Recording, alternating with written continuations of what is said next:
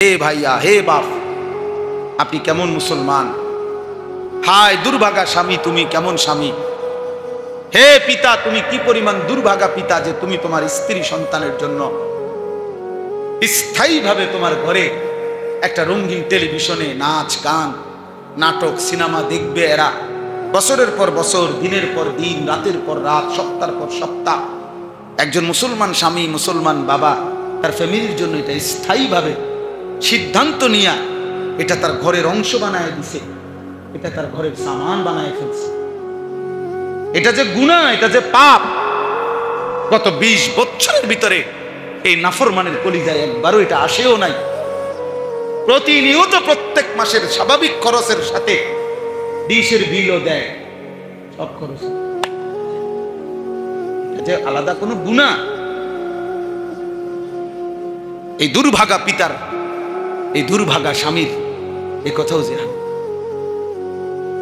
জীবনের তরে সে এটা তার ফ্যামিলির জন্য সিদ্ধান্ত দিয়ে দিছে যে হ্যাঁ, এটা এটা তোমাদের জীবনের অংশ। এটাও একটা ঘরের ফার্নিচার, এটাও ঘরের একটা আসবাব, একটি টেলিভিশন থাকে এবং সেখানে বিবি বাচ্চা নাতি নাতনি নাচ দেখবে, গান দেখবে, নাটক দেখবে, সিনেমা দেখবে, নর্তকী। আমি স্বাভাবিকভাবে সাংসারিক অন্যান্য খরচের সাথে এই ডিশের বিলটাও, এই খরচটাও দিতে থাকবে। আপনি ইনসাফ করেন, বলেন আপনার বিবেক কি বলে? আমাদের সমাজে প্রত্যেক পুরুষের যেই স্বামী, যে পিতা, বাস্তবিক অর্থে ইসলামের বিধান, আল্লাহর বিধান, নিজের স্ত্রী সন্তানকে শেখানো, শোনানো, অভ্যস্ত করা, এটা মূলত স্বামী এবং পিতা তাদের দায়িত্ব। এটাই। এই বেটা, এই ছেলে, ফালতু কোথাকার পাঞ্জাবিওয়ালা এত বড় মোবাইল আনছে করতে, যাও এটা দিয়ে আসো। তাইলে স্বামী এবং পিতার দায়িত্ব প্রমাণ কি? কোরআন শরীফে আছে, ইয়া আইয়ুহান নাবিয়্যু কুল লিআজওয়াজিকা ওয়া বানাতিকা ওয়া নিসাইল মুমিনিন ইউদনিনা আলাইহিন্না মিন জালাবিবিহিন্না। আল্লাহ তাআলা বলেন, হে নবী, আপনি আপনার স্ত্রীদেরকে বলুন, আপনি আপনার কন্যাদেরকে বলুন, আপনি সমস্ত ঈমানদার মহিলাদেরকে বলুন। কি বলুন? তারা যেন প্রত্যেকেই তাদের শরীর মোটা ঢিলে ঢালা চাদর দ্বারা পর্দায় আবৃত করে নেয়। বুঝছেন? এখন প্রশ্ন হইল, বলার ঢংটা কি? আল্লাহ বললেন স্ত্রীদেরকে বলুন, মেয়েদেরকে বলুন, ঈমানদার নারীদেরকে বলুন। এই 3 ভাগে বললেন কেন?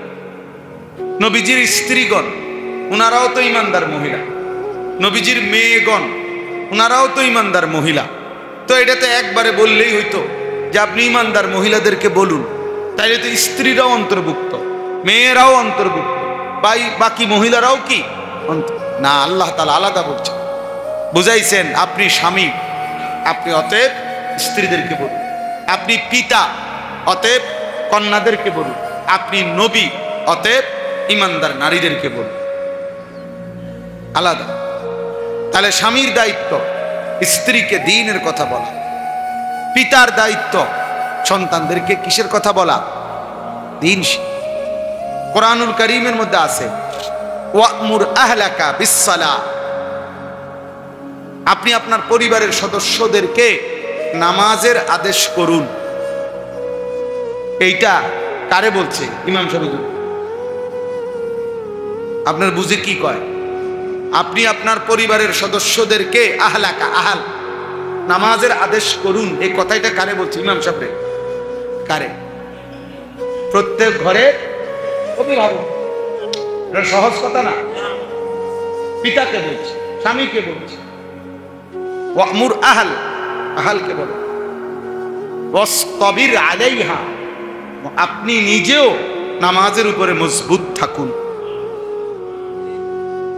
তো বলে সবাই মিলে নামাজ রোজা করলে সংসার চলবে কেমন?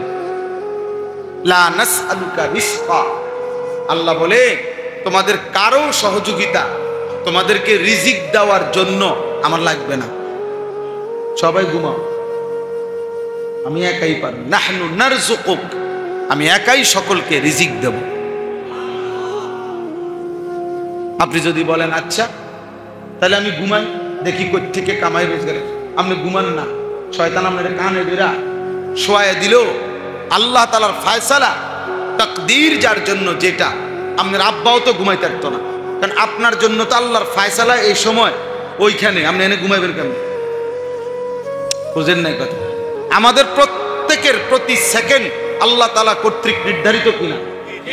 তাকদীর আছে না আমাদের? তো আমার নির্ধারণ করা কর্ম, তো আমি ঘুমামু কেমনে? এই সময় ঘুমামু কেমনে আমি? তাহলে প্রত্যেককে আল্লাহ তাআলা তার ফয়সালা অনুপাতেই তো পরিচালিত করে। তাহলে কে রোজগার করবে কে করবে না সেটা তো আল্লাহর ফয়সালা, এটা আপনার সিদ্ধান্তে হবে না, তো আপনার সিদ্ধান্ত হবে না। তাইলে পরিবারের সদস্যদেরকে নামাজের কথা বলুন, আল্লাহ তাআলা আদেশ করছে। এজন্য আমি এটা বললাম আর কি, আমাদের এই মানসিকতাটাই কম। আমরা স্বামীরা স্ত্রীদেরকে আল্লাহর কথা বলি না। যদি বলতাম বাস্তবিক অর্থে, এই সমাজের কোটি কোটি মহিলার উপরে, লাখ লাখ মুসলমান মহিলার উপরে যাকাত ফরজ বর্তমান যুগে, কিন্তু শতকরা 95 ভাগ 98 ভাগ মুসলমান নারী, মুসলিম রমণী, বিবাহিতা নারী, তারা যাকাত দেয় না, তাদের যাকাত আদায় হয় না। কেন হয় না? হয় তিনিও জানে না, স্বামীও জানে না। বুঝেন নাই কথা? কি পরিমাণ সম্পদ হইলে একজন নারীর উপরে যাকাত ফরজ হয়, এটা তো বেচারি বেটিও জানে না, স্বামীও জানে।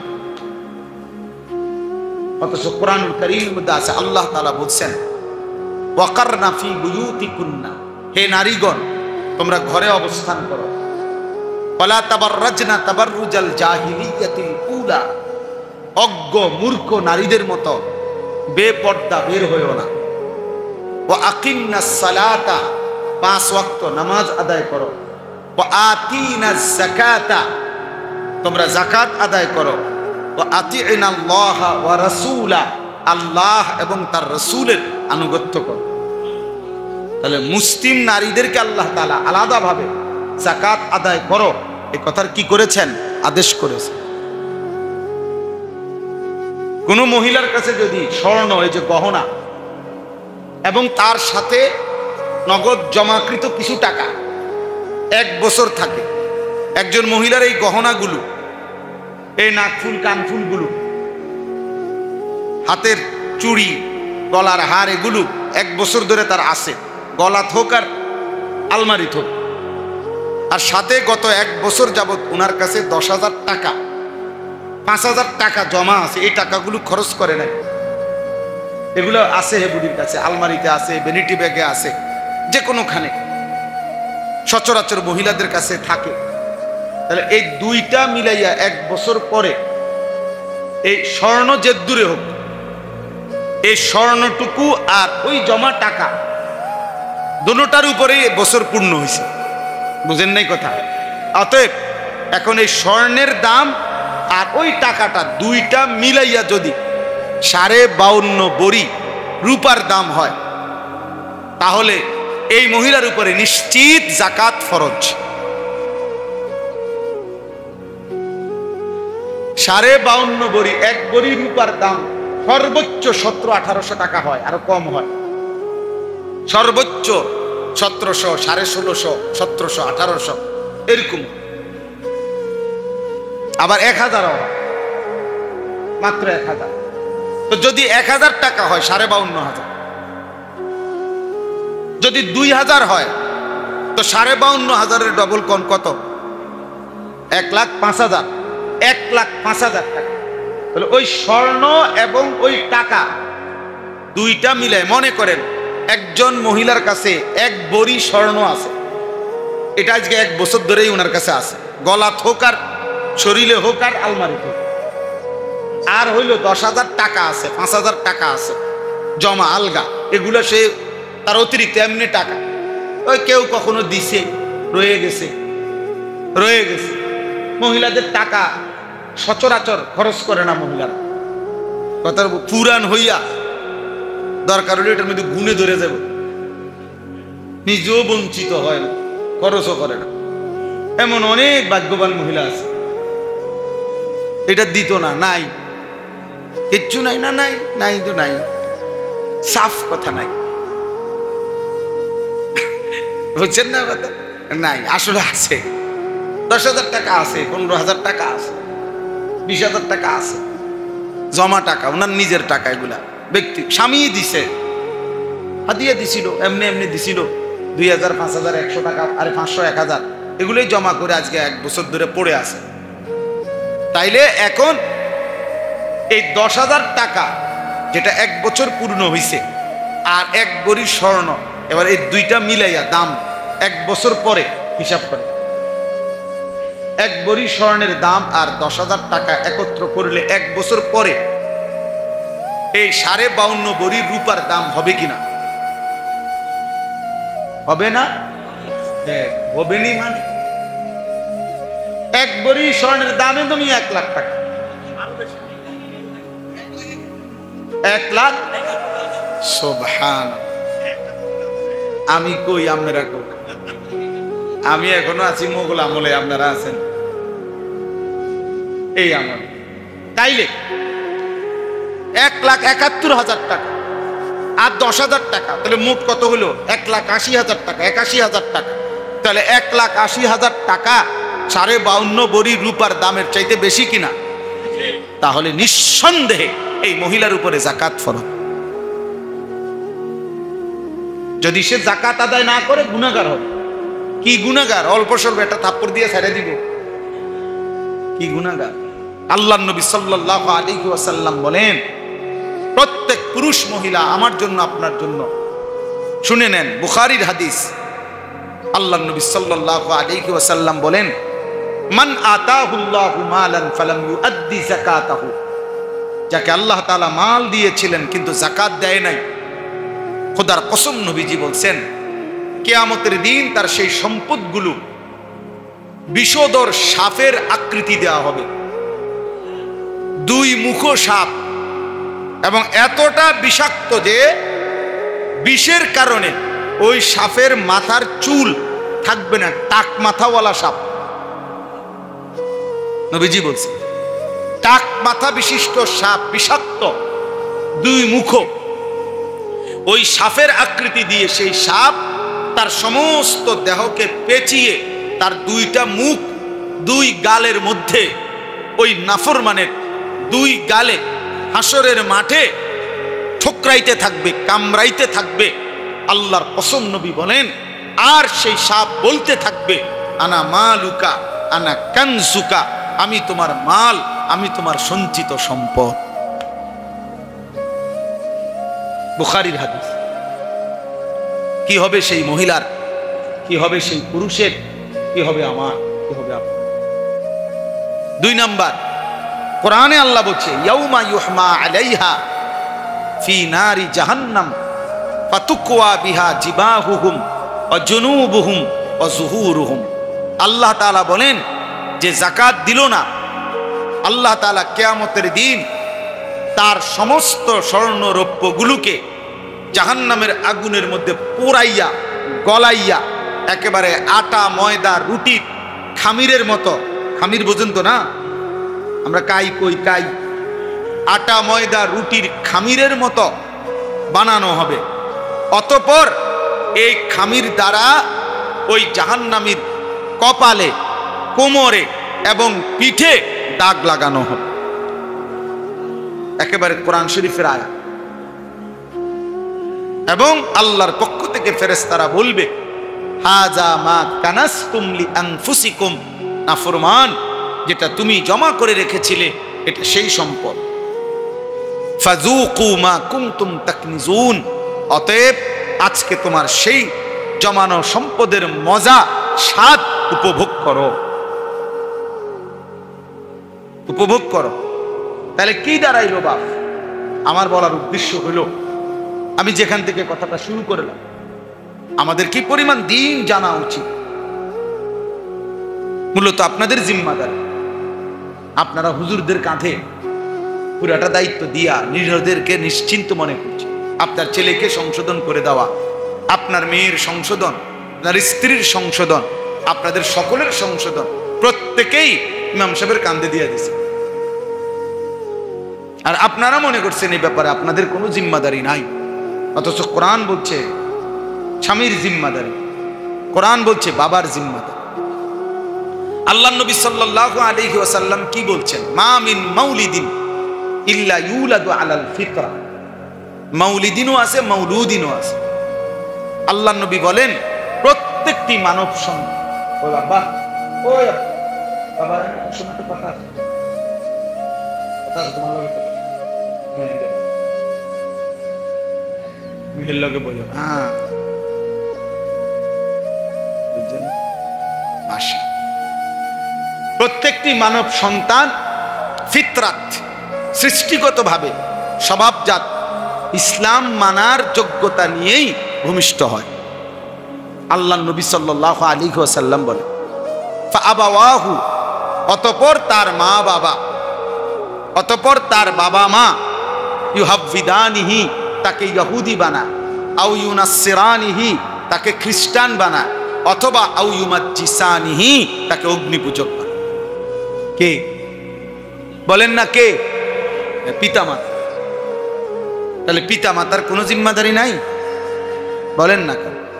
তাহলে সন্তান যদি বরবাদ হয় আপনি দায়ী, আপনি দায়ী,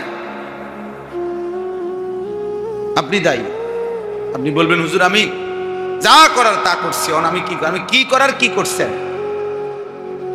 আপনি নিজের দায়িত্ব মনে করছেন বিল্ডিং, আপনি নিজের দায়িত্ব মনে করছেন সোফা, আপনি নিজের দায়িত্ব মনে করছেন ফার্নিচার, আপনি নিজের দায়িত্ব মনে করছেন আসবাব, আপনি নিজের দায়িত্ব মনে করছেন ফ্রিজ, এসি, আপনি নিজের দায়িত্ব মনে করছেন বাজার খরচ, আপনি নিজের দায়িত্ব মনে করেছেন নগদ কিছু জমা টাকা ব্যাংকে রাখা, আপনি নিজের দায়িত্ব মনে করছেন বাড়িটার মধ্যে আরো 10-20 শতক জায়গা মিলাইয়া বাড়িটার একটা সুন্দর বাউন্ডারি করে দিয়ে যাওয়া, আপনি দায়িত্ব মনে করছেন এগুলাকে।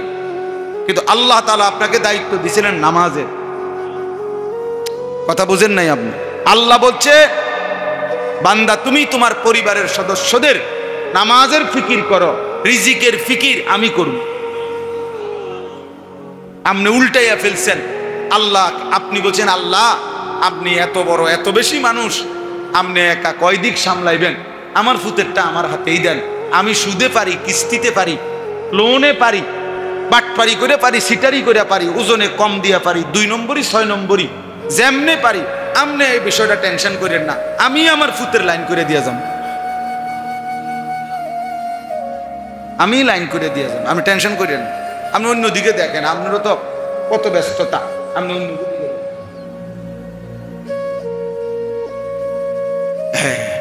নাফরমান পিতা হালাল হারাম মিশ্রিত করে সিদ্ধান্ত নিছে, আল্লাহকে যেন ছুটি দিয়ে দিছে। নাউজুবিল্লাহ। আপনি লাগবে না, সুদে পারি, ঘুষে পারি, কিস্তিতে পারি, যেমনে পারি আমি ঘর করে দিয়ে যাব, কারণ এই পৃথিবীতে শেষ ঘর আমার হাতে। এরপরে আমি যদি মারা যাই পৃথিবীতে আর আমার সন্তান বা কোনো মানুষ আর ঘর করতে পারবে না। পৃথিবীর শেষ বিল্ডিং আমনে থাকতে থাকতে হইতে হইবে। এই জন্য আমাদের বুদ্ধি হলো এটা, যা আমি থাকতে যদি ফুটগুলারে একটু লাইন ফাইন করে দিয়ে যেতে না পারি ঘর দু একটা, পরে কেমনে কি করবো?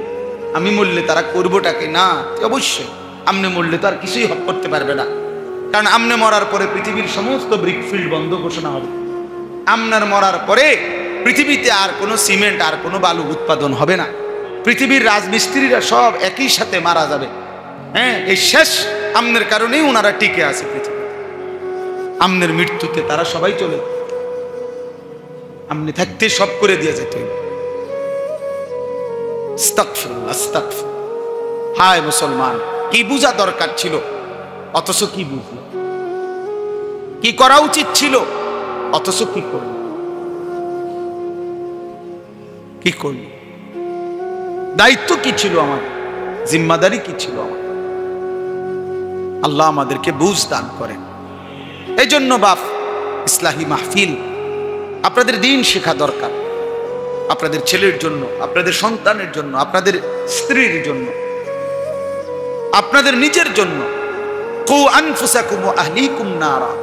আল্লাহ বলছে, ঈমানদার, নিজেকেও বাঁচাও জাহান্নাম থেকে, পরিবারের সদস্যদেরকেও বাঁচাও জাহান্নাম। আমার বাপ, একটা কথা মনে রাখবেন, এই পৃথিবীর কারো ব্যাপারে যদি কোনো জবাবদিহিতা আপনার করতে না হয়, তাহলে কমপক্ষে এতটুকু মনে রাখবেন, নিজের এবং নিজের পরিবারের একান্ত সদস্যদের ঈমান, আমল, আখিরাতের ব্যাপারে খোদার কসম, রব্বে কাবার কসম, আপনাকে জবাবদিহি করতেই হবে, করতেই হবে, করতেই। এজন্য আমি প্রায় এ কথা বলি, আপনার স্ত্রীর পর্দার মধ্যে তারও জান্নাত, আপনারও জান্নাত। আপনার স্ত্রীর ইবাদতের মধ্যে ওই বেটিরও জান্নাত, স্বামীরও জান্নাত। হযরত সাদ ইবনে উবাদা এক সাহাবী ছিলেন, আনসার সাহাবী, মদিনার। উনি একদিন বলছিলেন আল্লাহর নবী সাল্লাল্লাহু আলাইহি সাল্লামকে, ইয়া রাসূলুল্লাহ, লাউ রাআইতু রাজুলান মা ইমরাআতি লা দারাবতুহু বিসাইফ। তিনি বলছিলেন, ইয়া রাসূলুল্লাহ, আমি যদি কোনোদিন একবারের জন্য কোনো পুরুষকে দেখি আমার স্ত্রীর সাথে কথা বলছে, কিংবা কোন রকমের ভিন পুরুষকে যদি একবারের জন্য দেখি, তো লা দারাবতুহু বিসাইফ, আমি আমার তরবারি দিয়ে একটা কোপ দিয়ে তার গর্দান ফেলে দেব। হাদিসের মধ্যে আছে, এ কথা শুনতেই সাহাবায়ে কেরাম বলে উঠছে, আল্লাহু আকবার। যে দেখছুনি সাদের গায়রত, আত্মমর্যাদা কেমন, যে নিজের স্ত্রীকে এক মিনিটের জন্য ভিন পুরুষের সাথে দেখতে রাজি না। নবীজি সাল্লাল্লাহু আলাইহি ওয়াসাল্লাম তখন বললেন, আতাআজাবুনা মিন গায়রাতি সাদ। সাহাবারা, তোমরা আমার সাদের আত্মমর্যাদা, গায়রত দেখে অবাক হলে, শোনো, লা আনা আগিয়ারু মিনহু, আমি মুহাম্মদ তার চাইতেও বেশি আত্মমর্যাদাওয়ালা, আল্লাহু আগিয়ারু মিন্নি, আর আমার আল্লাহ এর চাইতে বেশি আত্মমর্যাদাওয়ালা।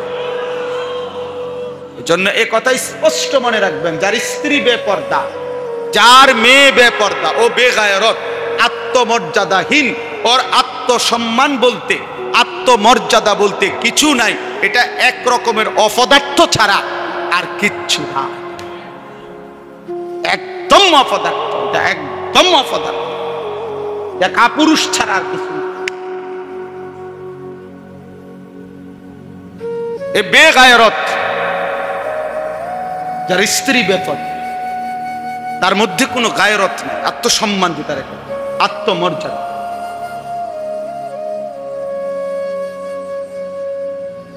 হ্যাঁ, নবীজি সাল্লাল্লাহু আলাইহি ওয়াসাল্লাম বলেছেন, হাদিসের মধ্যে আছে, আল্লাহ তাআলা সবচেয়ে বেশি আল্লাহর আত্মসম্মানে, আল্লাহর আত্মমর্যাদার মধ্যে সবচেয়ে বেশি লাগে, আঘাত লাগে, আইয়াজনিয়া আবদাহু আও আনতাজনিয়া আমাতাহু।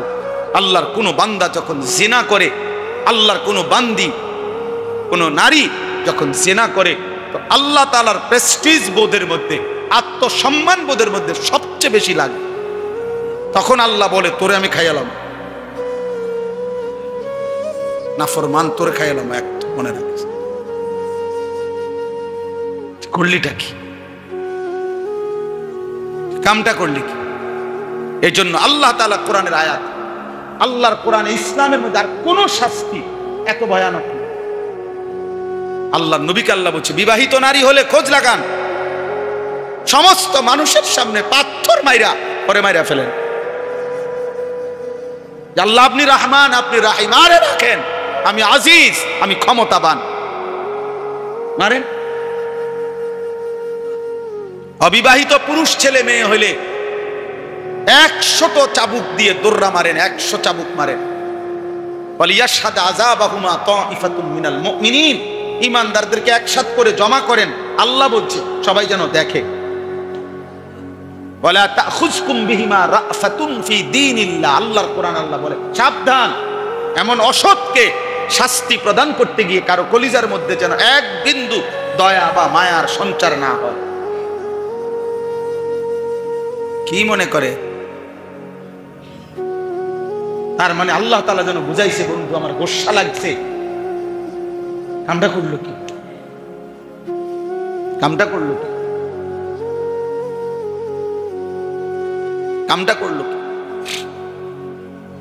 এই জন্য হাদিসের মধ্যে আছে, নবীজির জামানায় এক মুসলমান নবীজির কাছে এসে বলছে, ইন্নী কদ জানাইতু ইয়া রাসূলুল্লাহ ফাতাহহিরনি, হে আল্লাহর নবী আমি জিনা করেছি, আপনি আমাকে পবিত্র করেন। অর্থাৎ শরীয়তের শাস্তি প্রয়োগ করে আমার আখিরাতটা পবিত্র করে দেন। নবীজি সাল্লাল্লাহু আলাইহি সাল্লাম, প্রিয় ভাই শুনেন, নবীজি 3 বার ওই লোককে বলছেন, আদিকা জুনু, আরে তুমি কও কি? তুমি পাগল নাকি? আরে তুমি কি পাগল? মুমিন জিনা করে কেমনে? মুসলমান জিনা করে কেমনে? মুসলমান ব্যভিচার করে কিভাবে? তোমার মাঝে কি কোনো পাগলামি আছে নাকি? 3 বার জিজ্ঞাসা করছে। আরে বলো কি তুমি? বলো কি তুমি? সাহাবায়ে কেরামকে পাঠাইছে, তোমরা তদন্ত করো, নিশ্চয়ই তার ব্রেনে কোনো সমস্যা থাকতে পারে। সাহাবায়ে কেরাম তদন্ত করে আয়েশা বলছে, ইয়া রাসূলুল্লাহ, না, লোকটি পূর্ণ সুস্থ এবং বাস্তবিক অর্থেই সে জিনা করেছে। আল্লাহর নবী সাল্লাল্লাহু আলাইহি সাল্লাম বলছেন, ফারজুমুহু, তোমরা তাকে পাথর মেরে হত্যা করো। এবং করছে।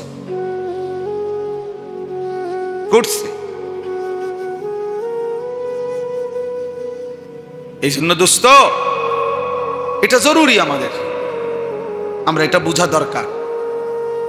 আমার স্ত্রী, আমার সন্তান, আমার পরিবার, আমি নিজে এই ব্যাপারে কমপক্ষে আখিরাতের বিষয়ে গাফেল হওয়ার সুযোগ নেই। আমনে গাফেল হওয়ার কোনো সুযোগ নেই। এতটুকু সংশোধন, এতটুকু ইসলাম আমাদের জিম্মাদারি। এখান থেকে মুক্তি নাই। নিজেকে গুনার মধ্যে জড়িয়ে রাখা এই সুযোগ মুমিনের নাই। স্ত্রী সন্তানকে গুনাহের উপরে জড়িয়ে রাখা এটুকু সুযোগ মুমিনের নাই বাপ। আমি এই জন্য এই মাত্র এশার নামাজের আগে যেখানে বয়ান করছি, এই মাত্র এটা বলছি যে হে ভাইয়া, হে বাপ, আপনি কেমন মুসলমান? হায় দুর্ভাগা স্বামী, তুমি কেমন স্বামী? হে পিতা, তুমি কি পরিমাণ দুর্ভাগা পিতা যে তুমি তোমার স্ত্রী সন্তানের জন্য স্থায়ীভাবে তোমার ঘরে একটা রঙিন টেলিভিশনে নাচ গান নাটক সিনেমা দেখবে। এরা বছরের পর বছর, দিনের পর দিন, রাতের পর রাত, সপ্তাহের পর সপ্তাহ। একজন মুসলমান স্বামী, মুসলমান বাবা তার ফ্যামিলির জন্য এটা স্থায়ীভাবে সিদ্ধান্ত নিয়ে এটা তার ঘরের অংশ বানায় দিছে, এটা তার ঘরের সামান বানায় ফেলছে। এটা যে গুনাহ, এটা যে পাপ, গত 20 বছরের ভিতরে এই নাফরমানের কলিজায় একবারও এটা আসেও নাই। প্রতিনিয়ত প্রত্যেক মাসের স্বাভাবিক খরচের সাথে ডিশের বিলও দেয়, সব খরচ। এটা যে আলাদা কোনো গুনাহ। এই দুর্ভাগা পিতার, এই দুর্ভাগা স্বামীর এ কথাও যে জীবনের তরে সে এটা তার ফ্যামিলির জন্য সিদ্ধান্ত দিয়ে দিছে যে হ্যাঁ, এটা তোমাদের জীবনের অংশ। এটাও একটা ঘরের ফার্নিচার, এটাও ঘরের একটা আসবাব, একটি টেলিভিশন থাকা, এবং সেখানে বিবি বাচ্চা, নাতি নাতনি নাচ দেখবে, গান দেখবে, নাটক দেখবে, সিনেমা দেখবে, নর্তকী দেখবে। আমি স্বাভাবিকভাবে সাংসারিক অন্যান্য খরচের সাথে এই ডিশের বিলটাও, এই খরচটাও দিতে থাকবে।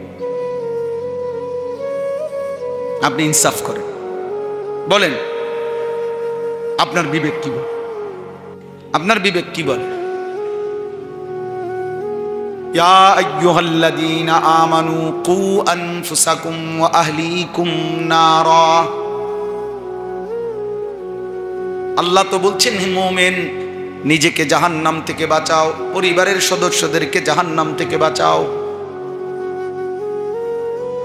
আল্লাহ বলছে ওয়াকুদুহান নাসু ওয়াল হিজারা, মনে রেখো বান্দা, জাহান্নামের আগুনের লাকড়ি হবে মানুষ এবং পাথর। আল্লাহর কসম বাপ, তাফসীরের মধ্যে আছে এই আয়াত যেদিন নাজিল হইছে প্রথম, নবী সাল্লাল্লাহু আলাইহি ওয়াসাল্লাম যেদিন প্রথম এই আয়াত সাহাবাদেরকে শুনাইছেন যে জাহান্নামের আগুনের লাকড়ি হবে মানুষ এবং পাথর, জাহান্নামের আগুন বাড়বে, মানুষকে যত ফেলবে তত। আল্লাহর নবীর সাহাবী সালমান ফারসি রাদিয়াল্লাহু তাআলা আনহু একটা চিৎকার দিয়ে কাঁদতে শুরু করছে, আর ঘর ছেড়ে একটা পাহাড়ের টিলার উপরে একটানা 3 দিন পর্যন্ত একটানা চোখের পানি ফেলে কাঁদছে আর চিৎকার করছে, আল্লাহ, জাহান্নামের আগুনের লাকড়ি যদি হয় মানুষ, আর সেটা যদি হই আমি সালমান, আমার কি হবে মাওলা, আমার কি হবে মাওলা, আমার কি হবে মাওলা। আল্লাহর নবী 3 দিন পরে সাহাবাদেরকে জিজ্ঞেস করলেন, সাহাবারা, আমার সালমানকে তো দেখি না, আমার সালমান কোথায়?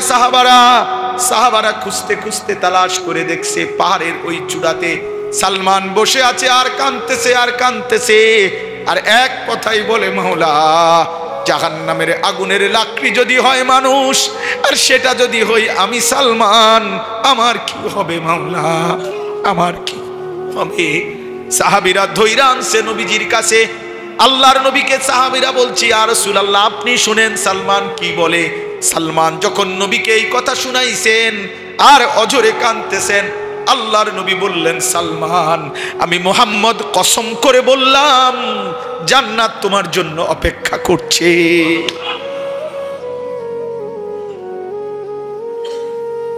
জান্নাত তোমার ইন্তজার করছে। এ ছিল সাহাবাদের ফিকির। বা আপনি জীবনের তরে সিদ্ধান্ত নিয়ে নিলেন, মৃত্যু পর্যন্ত টেলিভিশনে এভাবেই থাকবো, কই কোনো দিন তো কোনো সিদ্ধান্তের কোনো পরিবর্তন তো নাই। এটা নিয়ে 2-1 বার ঘরে কথা বলেন বউ বাচ্চার সাথে, এটা তো গুনাহ। এই নাচ গান নাটক সিনেমা তো হারাম, তোমরা কি বলো?